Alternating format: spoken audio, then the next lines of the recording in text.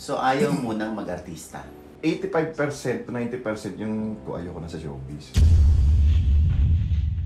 Ano ka ba? Na-disappoint, na-frustrate? Bilang tao, nakakasama din ang loob. Walang halong kaplastikan. Pero bakit sumama ang loob mo? Dahil nag-expect ka ng too much. Sabi ko, hindi ko kakayanin ng showbiz. Akala ko noon kaya ko. Nakatikim din ako ng drugs. Minsan, andyan na yung camera, lutang ka pa. Anong cocaine, anong ng shabu, alak, tsaka babae yun. Naubos ang pera ko. Naloko pa ako ng kadil namin. So, naubos pera ko. Dumating ako sa time na parang nangungutang din sa mga kasama ko artista. Siguro, masabi ko napakaswerte ko sa kanya. Bakit? Hindi kasi, Kuya Oji, talaga dati, hindi maayos yung buhay ko noon.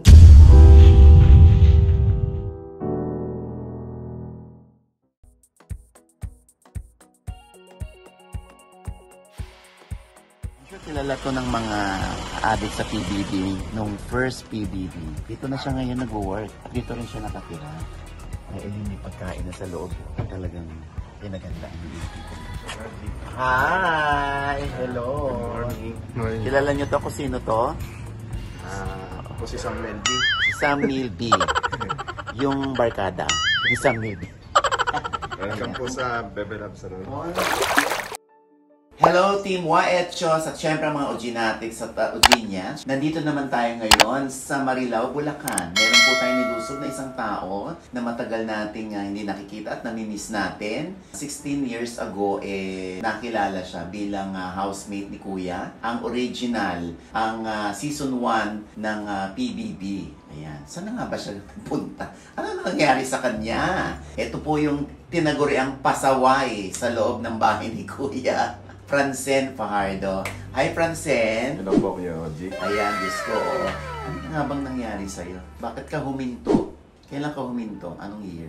I think sa last ko 2013, tapos nitong recently lang, parang inaano ko sa Channel 5 yung It's a Laugh Out Loud. Tapos yung isa, nakalimutan ko yung parang kay Billy Crawford show nila. Tapos parang 85% to 90% yung parang puso ko, isip ko, ayoko na sa showbiz. Talaga? Pero yung 10 to 15% gusto pa. Sabi ko, parang hindi ko siya ginarab. Doyo sa ako gusto, pero ayoko. So, ayaw mo nang mag-artista? Parang ganun na. Ano ka ba? Na-disappoint? Na-frustrate? Kasi sa Frustrated? totoo lang, mahihiyain talaga ako bago ako mag-artista. Yun talaga yung personality ko. Kaya lang, siguro nung time na yun, kaya medyo kumapal mukha ko. Siyempre, kailangan wala kang pera Kailangan Kaya ako makakapal, ganun. Tapos nung medyo naging okay, parang naging mahihayin ako ulit. Bumalik siya. Tapos hindi ko na malabanan pag yung sarap ako ng camera, ganun. Though minsan, kapag halimbawa, nakainom ka, ganun. Namimiss mo? Siguro kung babalik ako, parang simpleng hosting lang. Ganun lang. Mga ganung klase lang. So wala ka ng communication with your other housemates? Meron pa rin naman. Kukwentuhan kami minsan, nagchat-chat, ganun. Minsan video call. Kumusta na mga buhay nila? Ang madalas ko lang kabalitaan talaga si Jason. Si Rico minsan. Rico Barrera? Oo. Siguro chat-chat lang nung sina chicks. Tapos likes lang sa FB, puso-puso, ganun na. Yun, si Ate Raquel, kausap ng asawa ko, ganun. Si Bong, yun, mabait yung Bong Navarro. Mabait yan. Tsaka si Bong, idol ko talaga noon, hindi pa ako nag-artista. Mabait yan. Nag-ano kami dati, parang tawag doon, yung grocery, yan bang tawag doon? Community pantry? Ayun, si Bong Navarro, nagpadala rin ng pang-pantry. Pero hindi niya nalang pinamention. Sino yung naramdaman mong artista na nung nawala ka, andyan pa rin? Yung artista kaibigan mo? Siguro sila Jason, lahat naman sila andyan Pero yung iba wala. Yung iba talaga wala. Parang ayoko. Tinuruan kasi ako ng asawa kong maging totoo daw ako pero minsan ayoko kasi syempre poprotektahan ko pa rin yung mga kasamahan ko. Bakit? Dumating ba yung time na kinapos ka ng bongga sa buhay tapos humingi ka ng tulong sa kanila? Oo. Dumating naman yung ganung time. Daw nakapagtabi naman nung nag-aartista ako, bumili naman ako ng lupa, tapos bahay. Sabi ko para at least, ano man mangyari sa sasakyan, ano man mangyari sa akin, may na-save ako. So, after that, naubos ang pera ko. Tapos nung nagpunta pa ako sa ibang bansa, parang naloko pa ako ng kadil namin. So, naubos. Pero kung dumating ako sa time na parang nangungutang din sa mga kasama ko artista, naramdaman ko rin naman yung punto na parang hindi kanila masyadong inaano. Nito lang, siguro lately, nung nakita nilang parang sa Facebook na lang, nakita na lang nila, uy, biglang nag-o-okay si Francine na, parang ganun. Yun, bumabalik ulit Di ba nagmamarka yun sa puso? Yung pag, kung sino yung taong nilapitan mo at tinalikuran ka. Lalo na yung nilapitan mo at hindi ka tinanggihan. Nakakalimutan mo. Nagmamarka sa isip ko, pero sa puso ko, hindi ko na siya pinamamarka kasi parang nagtatanim ako ng sama ng loob pagka ganun. Sinasabi ko na lang na parang nagiging ano siya, yung inspiration ko para mas lalo kong iangat yung sarili ko, para mas pagbutihin ko yung kung hindi ko naalagaan yung pag-aartista ko noon, o nag-iwan man ako ng masamang baka sa mga kasama ko sa artista noon, na image sa mga kasamahan ko, na hindi alam ng tao sa labas na nanonood. Siguro ngayon, nung iiwanan ko ngayon, siguro yung pagiging magaling ko sa business, parang ganun. Pero bakit sumama ang loob mo? Dahil nag-expect ka ng too much? Sa Hindi artista? Hindi naman sumama ang loob ko. Kumbaga parang ano lang. Kasi may time din naman na natulungan ko sila, pero nung ako yung lumapit, parang wala. So, sa akin, di man ako nag-expect in return, pero syempre kahit paano bilang tao, nakakasama din ang loob. Walang halong kaplastikan. Pero niisip ko na lang, okay lang yun, ganun talaga buhay. Di ba? So, gawin mo na lang inspiration yung para lalo kong pagbutihan sa buhay ko, di ba? Sa negosyong gagawin ko. So, ginawa mo na lang siyang motivation mo para mas tsaka at least, sumikap ka. At least ako man, nawalan man ako ng pera noon. Bago ako nawalan ng pera, nag-settle ako na bumili ako ng lupa, properties, para, di ba, at least, mawala man ng pera ko, may natabi ako kahit papaan. At nandiyan pa rin siya ngayon? Po. Properties. Andun pa rin po. At least hindi mo siya nagalaw. Opo. O kung magalaw man, at least Yun yung nagtatalo kami ng Airmax ko noon. Sabi ko, bibenta ko. Kasi pinangalan ko sa nanay ko yung properties eh. Tapos, hindi, wag ibenta yan. Pero buti na lang nakinig ako kahit kaaway ko yung nanay ko noon. Parang hindi kami close ng nanay ko. Pero buti na lang kahit paano, nasa pangalan niya at nakinig ako sa kanya. Hindi niya binenta yung properties. So, nasave yung properties ko. So pero nasa pangalan pa rin ng nanay. Oo, okay lang naman. Pero ikaw ba, nagkaroon ka ng bisyo nung pagka-graduate mo sa showbiz? Nagkaroon na ako ng bisyo nung sa showbiz lang talaga. Hindi ako dati umiinom, hindi ako naninigarilyo. Pero sa showbiz nun, Doon mo natutunan. para mawala, lalo nung nag-broken family kami, parang ginawa ko na lang araw-araw, uminom, tapos mag-sigarilyo, para makalimutan ko yung problema ko. Tapos yun, nangyari na hanggat hindi na ako nakapag-focus sa trabaho, sa pagtatrabaho. Yun, tapos minsan nakatikim din ako ng drugs. Pinatikim ako ng kasama ko. Tumikim lang ako, pero hindi yung talagang... That's it. Gusto ko lang, Hindi na yun. alam ko lang, nasundan. may idea lang ako na anong ng cocaine, anong ng shabu. Tumikim na ako, tapos hindi na nasundan yun. Alak, tsaka babae yun. Sigarilyo, ganun. Babae. After nung pag-ano namin ni Mrs. Joy, Oo. So, hindi mo pinagsisisihan yung mga kagagawuhan mo nung araw para matuto ka ngayon? Para ma-realize. Sagutan sa iba sa showbiz, pag nakikita ko sa interview, sinasagot nila, wala raw silang regret pag mga ganun kasi ginawa nila. Pero sa akin, siguro, aminin ko to, syempre, pag pinagsisisihan ko rin yun, di ba? Kasi imbis na nagiinom sana ako, di sana, pinokus ko na lang yung sarili ko sa trabaho, di ba? Hindi yung minsan, andyan na yung camera, lutang ka pa. Diba? So, sa maraming beses though, lutang. Oo naman. Maganda rin naman yung nangyari yun kasi kung ano akong magiging ngayon sa future, yun yung dahil na rin nakatulong yung mga ginawa ko noon. Oo. Diba? Kasi ano naman ituturo mo sa tao na kung hindi mo naman pinagdaanan yun, diba? So, ano na-realize mo sa buhay ngayon na dapat pala ganito yung ginawa ko noon pa at ngayon ito lagi ang gagawin ko? Na-realize ko sa buhay ko.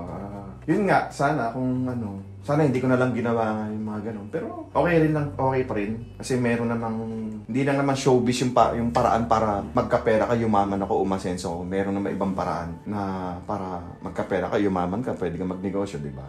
Kung alam mo lang yung tamang hit, yung patutunguhan mo na business. So, kailan ka ba huling umiyak? Ako?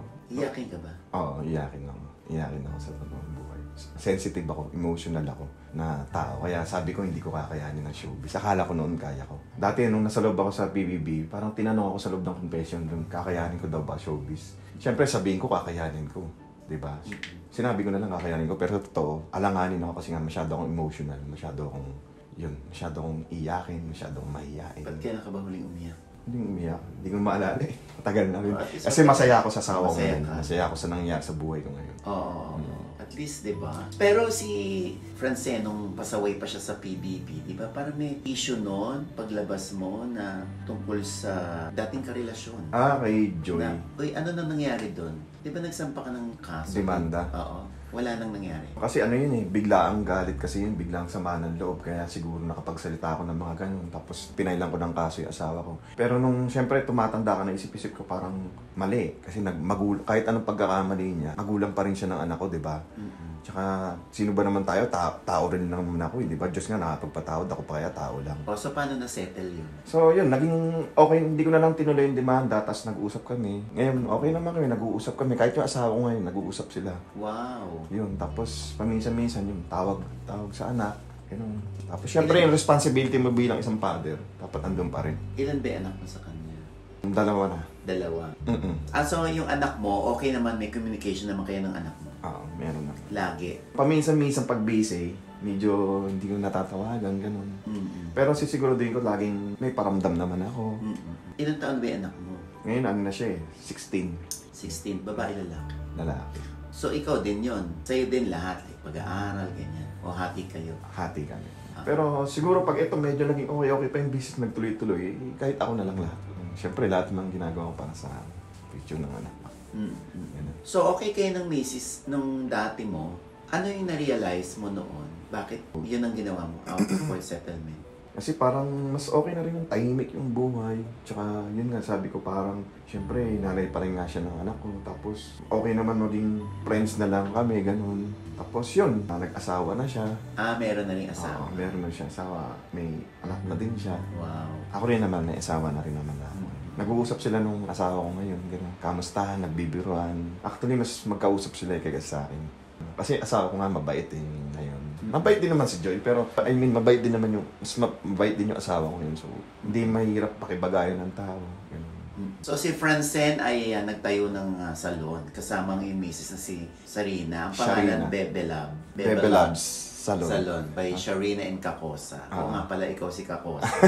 Paano mo niyakap itong bagong mundo mo? Dati siguro nung naiisip ko noon pa, kahit hindi pa ako kisa, sabi ko, hindi lang nang kita dito sa mga salon o yung mga gumagawa. Pero kung magiging business-minded ka, sabi ko, ang laki pala ng kita rito. Kasi isipin mo, isang gawa mo, like for example, color Brazilian lang, pumapalo na ng 1,800, 2,000, mga ganun lang. So nung una, hindi mo siya maintindihan? O ayaw mo? O may ibang kang hinahanap? Gusto mong gawin?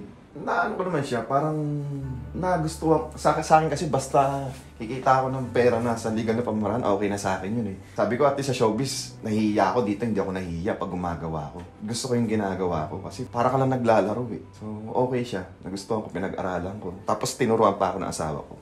Combine. Okay. Habang ikaw ay nag-abala rito, so may nakakakilala ba sa'yo na nagpapagawa rito? Ikaw si ikaw si Francine Marami. Halos lahat naman nakikilala ko. Though yung iba, kasi syempre hindi na ako masyadong lumalabas sa PB o sa Hindi na ako nakikilala. Pero late, nakikilala rin nila ako. Minsan pag lumalabas sa mga mall, nakikilala pa rin. Ganun. Pero pag galing bawang madungis ka, lumabas ka naka-t-shirt lang, tapos gulong buhok mo, hindi ka makikilala. hindi ako makikilala. Pag nag-ayos ako, yun medyo nakikilala ako. So sinasadya mong hindi ka mag-ayos para minsan. ayaw mo munang pansinin ka. Kasi isipin lang nila, parang tambay lang yun eh. So hindi ako makikilala. So, ikaw ba, hindi ba, kung ikukumpara mo yung sweldo mo o yung kinikita mo ngayon dito sa salon, kumpara doon sa kinikita mo bilang artista, di ba mas malaking pag-artista? So, ikaw, hindi ka nanghihinayang? Actually, yung kinikita ko sa pag-artista, kinikita ko dito. Ano pa lang kami rito, parang 8 months, 7 months, 6 months. Napagawa agad namin itong salon namin. Nung umpisa kasi sa bahay lang eh. Tapos sunod, siguro nagandaan sa gawa ng asawa ko. Tapos siguro nakatulong rin kahit papaano yung kilala pa rin ako. So sunod-sunod yung dating ng customer. Tapos yun, dumami, kumalat. Nakapagpagawa kami agad sa loob ng 6 months pa lang. Ito, salon. Tapos yung ibang mga debts namin, nabayaran namin. Hanggat ngayon, nagtutuloy-tuloy siya. Yung kinikita ko sa artista, kinikita ko rito. Minsan higit pa. Ang Reban, 3,500. Depende pa yun sa presyo. Lalo kang sumisikat, lalo nagmamahal ang presyo mo. Paano mo nararamdaman sumisikat ka tapos nagmamahal ang presyo mo dahil feeling mo andun ka na sa taas? Sa tingin ko lang naman, base sa experience ko sa mga ibang mga gumagawa, nung nagsisimula sila, parang ito lang yung bayad sa kanila. Tapos nung medyo kilalang-kilala sila, tumataas yung rate nila. Ah, Pero kami ngayon, as of now, parang color Brazilian na namin, 1.8, 2,000. Pinakamataas na yung 2.5. Pag reband namin, 3,000, 3.5, 3.8. syempre kasama naman natin ngayon si Sharina Sharina Loves Bebe. Kakosa. So, meron silang Bebe Loves Salon dito sa Marilao, Bulacan. Sharina, Hi, Kuya Oli. paano kayo nagkakilala ni Francine? Ano kasi, parang schoolmate ko siya. Tapos, nagka-chat kami, gano'n, kamusta. Sabi ko, ito pala si Franzen, parang tumaba siya. Sakto nung time na yung broken din ng lola mo. Oo. Tapos, siya din, broken din daw siya. Ano daw, hiwalay na daw siya, charot-charot. Ayun, chika-chika kaming dalawa. Tapos yun, nagkita kami. Pagkakita namin kay Oji, nagpakasal kami agad. Ganun yung nangyari. Mabilis, wala nang ligaw-ligawan, gano'n. Paano mabilis? Ikaw, Ligawan sa video call, tsaka sa chat. Kasi malayo eh. Video call. Parang ganun na rin yun. Ay, malayo kayo. Malayo kami. Dito ako, nung tas siya nasa Hindi naman kayo nagsa-cybersex, no? Ah, Yan, hindi hindi naman. talaga, since na-miss yung isa't isa. Mamaya, pag sa off cam na. Pero ngayon, wala mo na. So, hindi pa kayo nakikita noon ni Francine. Sexy ka pa. Oo, hindi pa ganito. Hindi pa ganito. Hindi pa ganito ka-sexy. Oo. Kasi So, bakit? Ano sobrang nangyari? sexy. Kasi nung time na yun, Kuya Oji, si Francine, sobrang siloso yun talaga. As in, kahit alam mo ba, sa trabaho, bawal mag-cellphone. Pero pag siya, kailangan naka-video call kami 24/7. Kahit napapagalitan ako ng amo ko, siya mga Arab country yun, di ba? Kahit napapagalitan ako, tinatago ko yung cellphone ko kasi ayaw nga niya nang nawawala ko sa paningin niya. Tapos, nagsusumba ako, pinapagalitan ako, bawal mag-zumba. Bawal mag-zumba. Bawal mag-zumba, bawal mag-diet, kinakain ng kain. Tsaka habang kumakain ako, naka-video call pa din, ganun. Oo. Dahil anong purpose mo? Wala. Bakit kailangan i-video yung kumakain siya? Wala eh. Ayoko mawala siya sa paningin ko eh. Gusto mo tumaba siya ng tumaba para... Para walang kaagaw. Alam mo ba? Di ba, ka talaga. Anong minsan na lalaki? Siyempre, pag mataba, alam mo ng mga tao, di ba? Na lalaki talaga, taba. O alam mo, pag dumadaan kami, pinagtitingin kami, taba-taba ko kasi. Tapos, siyempre, sabi ko, hindi naman nangyayari sa akin. Tinumplek ng mga tao.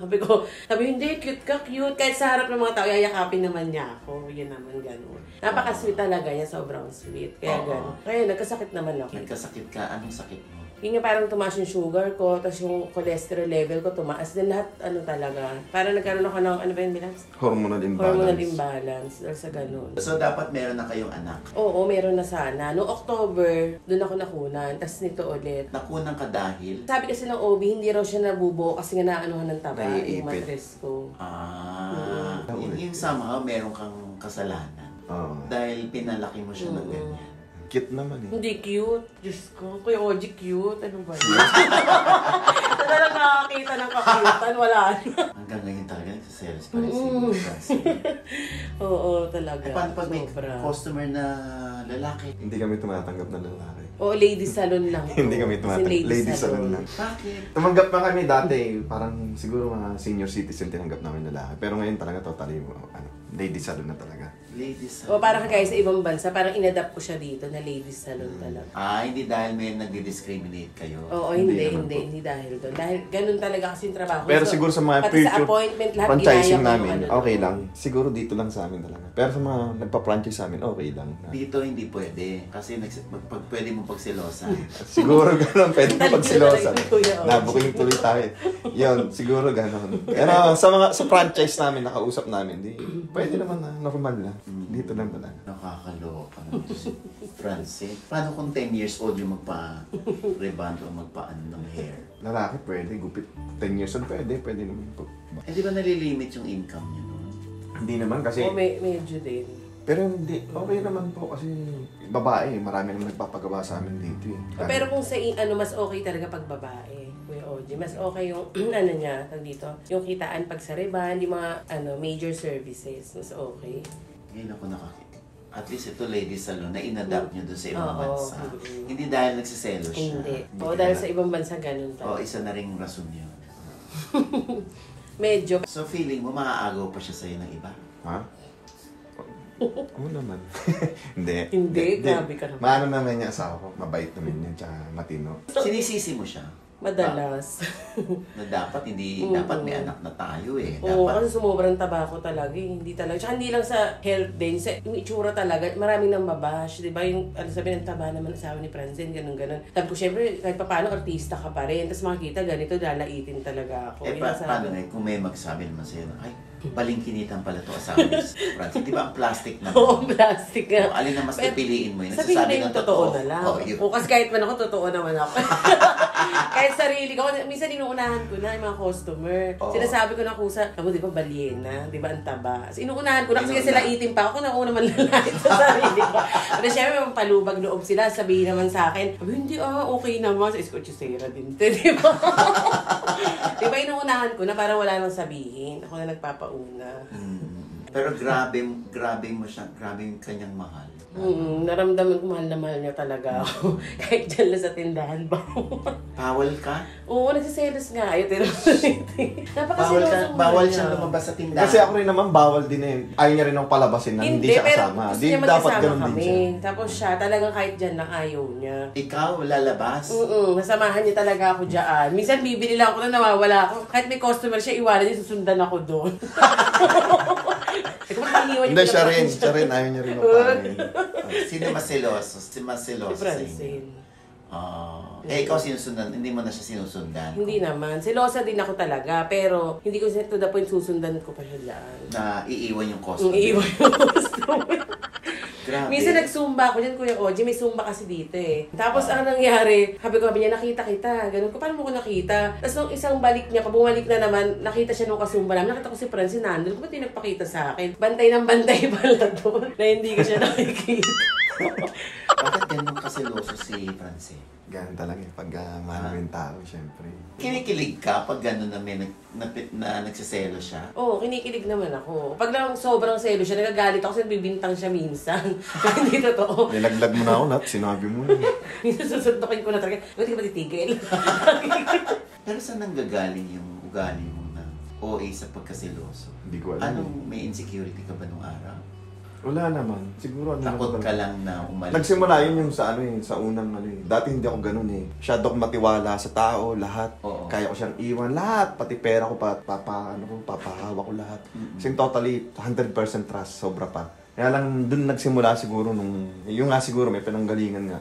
Yun, nagsimula ako magkaganon na. Anyway, yung relasyon ninyo, no, sobrang, ako nararamdaman ko na grabe pagmamahal niya sa'yo, ha? Ganyan lang palakihin ka niya, Diyos ko. Diba? Para lang ma-feel niya na wala nang magkakagusto rito. Di ba ang weird nun? Palagi mo, pag napanood nila to, hindi ka nila ibabash. Okay lang naman kahit i-bash nila ako. Basta ako, wala naman akong masamang ginagawa. Tsaka, siguro may part lang naman eh. Kasi nga nagkasakit siya dahil sa sobrang pagpapataba ko sa kanya. Pero ganoon talaga eh. Love mo yung tao eh. Minsan love is blind nga, di ba? Tsaka gagawin ng lahat makamit ka naman. Parang gano'n, di ba? Tsaka ngayon, pinapaano ko naman. Pinapapayat ko na. Pinapapayat mo na. Gusto ko yung tipong napapaigip siya. Hahagis mo yun. Sa kama. Oo. Ngayon, hindi ko maano. Ako yung hahagis eh. Hindi, joke lang. Walang hiya ko. Okay, ano yung gusto mong i-share sa kanila bilang mensahe mo tungkol sa pakikipagrelasyon at sa negosyo? Yun, siguro pakipagrelasyon, kung meron din naging okay, may reason naman yung Diyos din ba't nangyari yun. Pero hintayin nyo lang, darating din yun. Tapos syempre pag nandyan na, dumating na, alagaan nyo. Huwag nyo nang pakawalan.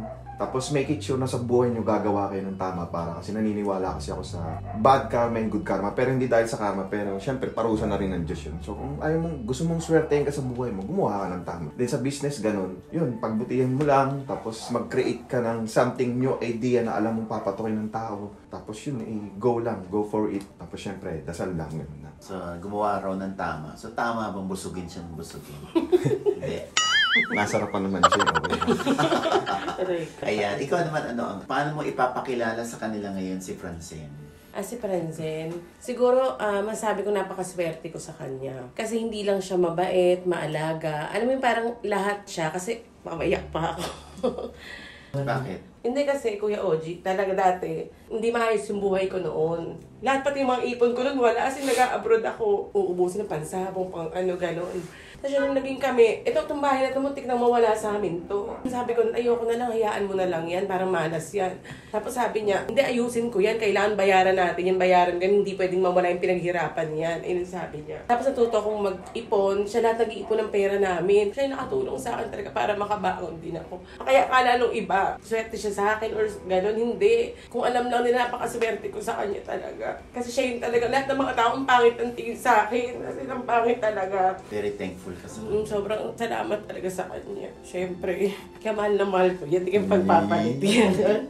Love Love na you. love ko talaga yung Kuya Oji, sobra. Kasi So ikaw pala yung knight in shining armor niya. Siya din naman. So sinagip ka rin niya. Naman. Bigayan ng give and take lang naman kami. Anyway, thank you so much, Francine. Sharina, ang Bebe Loves po ay nandito sa Marilao. Sa Estrella Homes. Phase 3A, Block 9, Lot 15, Estrella Homes, Marilao. Ayan, thank you so much ha. At magbabalik pa kami rito ha. Yo, G, Pag salamat pa. pag sexy na siya at buntis na siya, yun na. Oo. Yun na yun. Thank you so much, Francine and Sharina.